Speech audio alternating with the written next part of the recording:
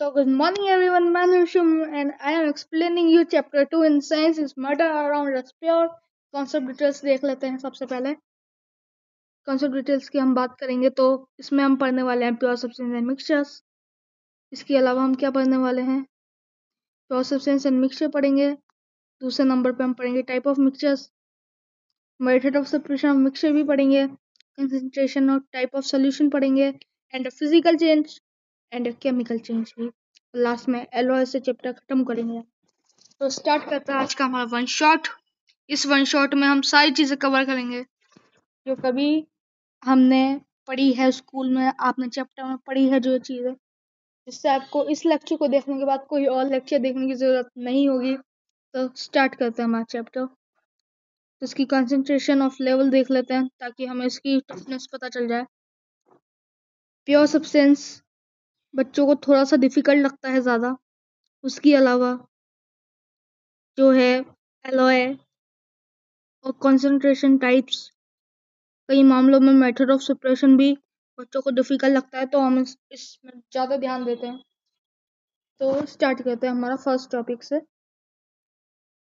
तो pure substance और mixture के बारे में हम ऐसे समझेंगे जिस तरीके से आपको पता ही है, आपने फर्स्ट चैप्टर में पढ़ा है कि एवरीथिंग में से मैटर होता है। जो सब चीज़ें हैं वो मैटर से मिलकर ही बनी हुई है, मैटर से और एनर्जी से।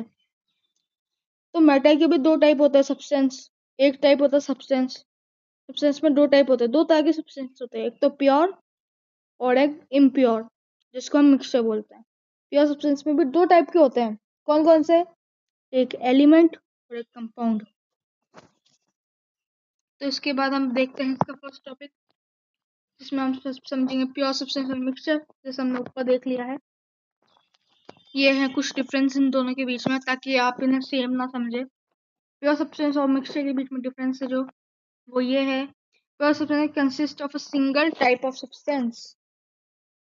वो एक सिंगल टाइप ऑफ सब्सटेंस से बना होता है, इसलिए वो प्योर सब्सटेंस होता है। जैसे कोई गोल्ड का ब्रिक है, गोल्ड ब्रिक है, वो पूरे एक तरीके के प्योर सब्सटेंस यानी गोल्ड के पार्टिकल से तो बना होगा, तभी तो प्योर कहलाएगा, है ना। इसी तरीके से मिक्सचर किसे कहेंगे? फर्स्ट पॉइंट देखिए, मिक्सचर कंसिस्ट ऑफ टू और मोर प्योर सब्सटेंस। मतलब उसमें भी प्योर सब्सटेंस होते हैं, बस टू और मोर, दो से ज्यादा होते हैं, दो या दो से ज्यादा होते हैं, और सिर्फ प्योर सब्सटेंस में सिंगल टाइप के होता है। तो ये डिफरेंस है। और सेकेंड पॉइंट अब हम देखेंगे, pure substance can not be separated into other substance. Pure substance को हम सेपरेट नहीं कर सकते बाय फिजिकल मेथड। तो हम उसे हाथों से सेपरेट नहीं कर सकते, उसके लिए हमें या तो कोई केमिकल रिएक्शन चाहिए होगी। इसके अलावा हम बात करें मिक्सचर के सेकंड पॉइंट की, तो उसमें भी ये लिखा है, mixture can be separated into it components by physical method. Mixture को आप सेपरेट कर सकते हो नॉर्मली अपने फिजिकल मेथड से, किसी भी तरीके से, फिल्ट्रेशन से, क्योंकि उसमें कंपोनेंट्स होते हैं। उनका साइज भी अलग अलग होता है, मैं आपको बाद में बताता हूँ। Pure substance has it own defined properties. मतलब प्योर सब्सटेंस की जो प्रॉपर्टी है वही काम करेगी, उसके अलावा कोई और प्रॉपर्टी यूज नहीं होगी। Mixture show the property of इस कंपोनेंट। मिक्सचर कई बार उसके कंपोनेंट में जो जिस चीजों से मिलके वो बना है, उस चीज की प्रॉपर्टी वो कभी कभी शो करता है कई मामलों में, तो वो हम देखेंगे। तो आगे बढ़ जाते हैं अब हम, और अब हम पढ़ेंगे type of mixtures. Type of mixtures on the basis of their physical state. First होता है सॉलिड, लिक्विड, गैस। सॉलिड का एग्जांपल है सॉलिड से solid, salt and sugar. Liquid, solid से लिक्विड का एग्जांपल है सॉल्ट एंड वाटर। सॉलिड से gas का एग्जांपल है डस्ट इन एयर। ये मैं आपको बता रहा हूँ फिजिकल स्टेट से, ये आपके चैप्टर में बताया गया है ऑलरेडी कि सोल किसे कहते हैं, और डिस्पर्स फेस और डिस्पर्स मीडियम। लिक्विड से solid, mercury and copper. Liquid से लिक्विड, अल्कोहल एंड वाटर। और लिक्विड से गैस, यानी लिक्विड तो कम क्वांटिटी में और गैस ज्यादा क्वांटिटी में, तो वो क्या होगा? क्लाउड तो होगा, तो वो क्लाउड एग्जांपल। गैस, अब गैस सॉलिड में तो hydrogen and palladium. Gas plus liquid, gas और लिक्विड एक साथ, यानी गैस तो हो गई ऑक्सीजन और लिक्विड हो गया वाटर। गैस और गैस, गैस और गैस का एग्जांपल देखो, एयर में बहुत सारी टाइप की गैस होती है, जैसे हाइड्रोजन, ऑक्सीजन, कार्बन डाइऑक्साइड, तो उसी तरीके से सबसे मिलके एयर बनती है। तो एयर का एग्जांपल है दो गैसेस का मिक्सचर है। इसके अलावा हम देख लेते हैं on the basis of miscibility, first homogeneous mixture और हेटेरोजेनियस मिक्सचर के बीच में डिफरेंस। तो फर्स्ट होमोजेनियस देख लेते हैं, it's consist of a single phase. Homogeneous एक सिंगल फेज पे काम करता है, जबकि हेटेरोजेनियस जो है वो 2 और मोर फेसेस में होता है। होमोजेनियस में यूनिफॉर्म कंपोजिशन होता है, यानी एक ही तरीके का कंपोजिशन, और हेटेरोजेनियस में does not have uniform composition, एक ही तरह का कंपोजिशन नहीं होता same. Example, sugar dissolve in water homogeneous का, और हेटेरोजीनियस का air sand and common salt. तो इसके अलावा हम पढ़ते हैं आगे, separating the components of a mixture. ये आपके क्वेश्चंस भी आए हैं बुक में। The component of a heterogeneous mixture can be separated by simple method like hand picking, sieving या winnowing. Special technique like evaporation, a mixture of salt and water or sugar and water, इसको हटाने का। इससे ocean में से हमें नमक किधर से मिलता है, सॉल्ट किधर से कलेक्ट करते हैं, जो हम घर पे यूज करते हैं, हम ओशन से कलेक्ट करते हैं इवापोरेशन के through. Centrifugation, butter from curd, fine mud particles suspended in water. Descentation, using separation funnel, separating funnel oil from water, oil को वाटर से सेपरेट करना। Sublimation, camphor from salt. Chromatography, different pigment from an exactly of flower petal। Distilled fractional distillation, separation component of petroleum, जो कि आपने 8th class में पढ़ा होगा, जो पुराना बैच है। इसके अलावा magnetic separation, iron pin and from sand. इसके अलावा आगे देख लेते हैं हमारा कंसंट्रेशन ऑफ सॉल्यूशन, यानी कि solute plus solute upon solute plus solvent into 100। ये फॉर्मूला है आपका। The amount of solute present in a given amount, mass और volume of solution। concentration of solution लिखेंगे पहले आप, amount of solute लिखेंगे, नीचे लिखेंगे amount of solvent plus solute, यानी अमाउंट ऑफ सॉल्यूशन और अमाउंट ऑफ सॉल्यूट ऊपर इंटू 100 कर देंगे। The concentration of a solution can be expressed in mass by mass percentage में भी आ सकता है।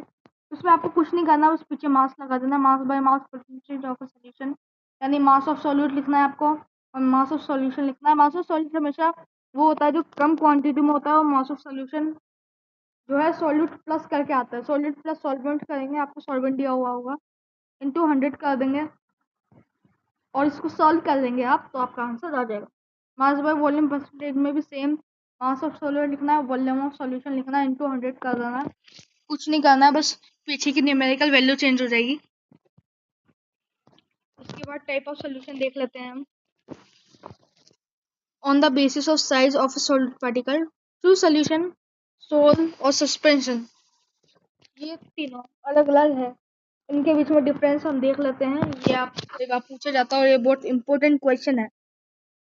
First homogeneous type, true solution में क्या लिखेंगे आप डिफरेंस में? ट्रू सॉल्यूशन में क्या होता है, वो होमोजीनियस होता है, और कोलॉइड में क्या होता है, कोलॉइड हेट्रोजीनियस होता है।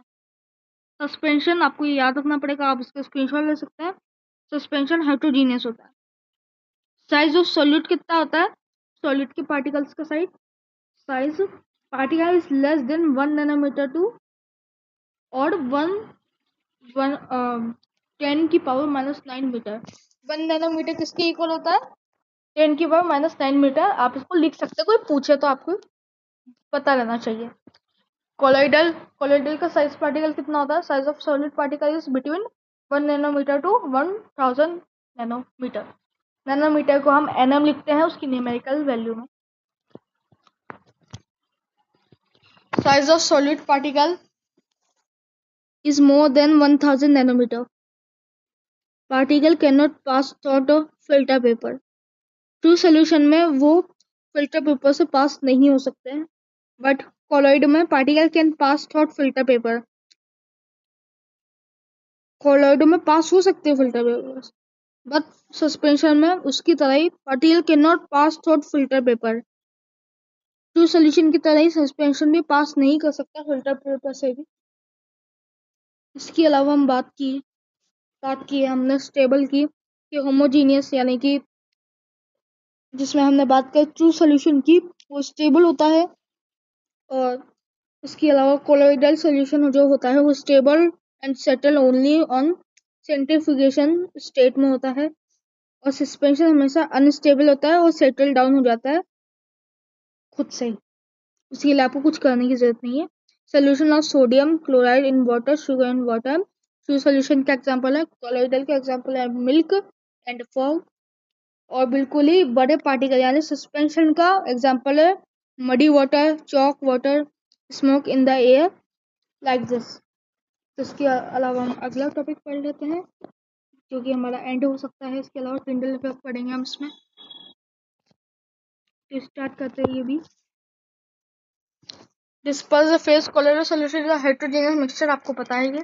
It consist of the two phases, यानी disperse phase component present in a small proportion, यानी सॉल्यूट की तरह डिस्पर्स फेज होता है सॉल्यूट की तरह, में component present in a small proportion. और डिस्पर्स मीडियम होता है component present in a large proportion. The particles of colloid are large enough to scatter a beam of light passing through it and make its path visible. Thus show Tyndall effect. यानी the particle colloid Tyndall effect show करता है हमेशा। ये आपको लिखना है table बनाओगे जब आप, तो colloidal particle are moving, ये मैं ऊपर लिख देता हूँ आपके लिए। colloidal particle हमेशा Tyndall effect शो करता है। Tyndall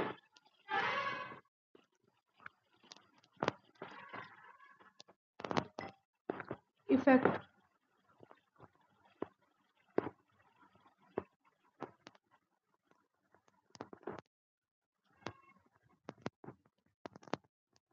Tyndall effect इसमें वो colloidal particle में शो करता है और सस्पेंशन में भी Tyndall effect शो करते हैं। इस पाथ में पाथ विजिबल होता है। मैं आपको पूरी डेफिनेशन बता देता हूँ। The particle of colloidal are large enough to scatter a beam of light passing through it and make it path visible। जो पूरा पाथ होता है वो विजिबल होता है। यानी कि मान लो एक घर है, उस घर में एक छेद हुआ है जिससे एक रोशनी अंदर आ रही है, लाइट। तो लाइट का जो पाथ होगा वो पूरा विजिबल होगा। रैंडम और वो रैंडम पाथ में होता है zigzag motion in only direction. This type of zigzag motion of colloidal particle is only Brownian motion, Brownian movement, जिसे आप ब्राउनी मोशन भी बोल सकते हैं।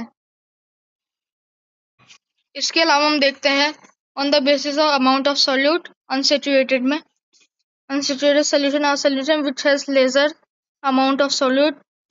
It can dissolve at a given temperature. It known as unsaturated solution। यानी उसमें more amount of solute dissolve नहीं हो सकता, मतलब लेजर अमाउंट ऑफ सोल्यूट ही डिजॉल्व होगा एक एट गिवन टेम्परेचर। मतलब वो भूखा नहीं है, उसका पेट भरा हुआ है एक तरीके से। Unsaturated solution. Saturated solution, a solution which has a maximum amount of solute that it can dissolve at a given temperature is known as saturated solution। इसमें आप एक गिवन टेम्परेचर पे और मोर अमाउंट ऑफ सोल्यूट मिला सकते हो, उसको कहते हैं सैचुरेटेड सोल्यूशन, जिसमें और डिजॉल्व हो सकता है। सुपर सैचुरेटेड सोल्यूशन क्या होता है? Solution which can dissolve amount of solute by increasing temperature। Saturated solution is known as super saturated solution. मतलब मैंने बाकी डेफिनेशन में गिवन टेम्परेचर इसलिए लगा था क्योंकि वो एक गिवन टेम्परेचर पे अगर डिजॉल्व हो रहा है तो सैचुरेटेड सोल्यूशन है, और अगर डिजॉल्व नहीं हो रहा है तो अनसैचुरेटेड सोल्यूशन है। पर सुपर सैचुरेटेड सोल्यूशन में आप क्या करते हो, टेम्परेचर बढ़ा देते हो, ऑटोमेटिकली हाई कर देते हो, जिससे वो डिजॉल्व हो जाता है। समझ रहे हो? जिससे वो डिजॉल्व हो सकता है। इसके अलावा हम आगे देख लेते हैं On the basis of nature of solvent, aqueous solution होता है, नॉन aqueous solution होता है. The solution in which the solvent is water in non is aqueous solution. जिसमें जो solvent वो water है, सोल्यूट हमेशा स्मॉल अमाउंट में होता है, इसलिए वाटर हमेशा लार्ज अमाउंट में होता है. जैसे एल्कोहल में आप वाटर में एल्कोहल मिक्स करोगे तो एल्कोहल हमेशा स्मॉल अमाउंट में होगा, वाटर हमेशा ज्यादा अमाउंट में होगा. तो वाटर क्या उसमें सॉल्वेंट है क्योंकि ज्यादा अमाउंट में. इसका मतलब वो एक्वा सोल्यूशन में आता है. और नैनो का सोल्यूशन में क्या होता है? The solution in which the solvent in other than water. मतलब कि एल्कोहल, एसीटोन, इन सब में क्या होता है कि कई बार नॉन एक्वा सोल्यूशन, जो कि नॉन एक्वा सोल्यूशन में आता है, जिसमें सॉल्वेंट वाटर नहीं रहता. इसके अलावा आगे पढ़ लेते हैं physical and chemical change. Physical and chemical change आपने 7th या 8th में भी पढ़ा होगा. नहीं पढ़ा तो कोई बात नहीं, आज पढ़ लीजिए, मैं किस लिए हूँ. Physical change that do not result in the production of a new substance. जिसमें कोई नया प्रोडक्ट नहीं बनता, फॉर्म नहीं होता, न्यू सब्सटेंस फॉर्म नहीं होता, उसे कहते हैं physical change. If you melt a block of ice you still have H2O at end of the change. आप एक आइस ब्लॉक को मेल्ट करोगे, उसको इवेपोरेट करोगे तो भी वो रहेगा, तो H2 ही है ना. तो वो क्या है, फिजिकल चेंज में आता है. इफ यू ब्रेक अ बोतल you still have a glass. अगर आपने ग्लास की बोतल ब्रेक कर दी है तो वो फिर भी रहेगा, तो ग्लास ही. तो ये फिजिकल चेंज है.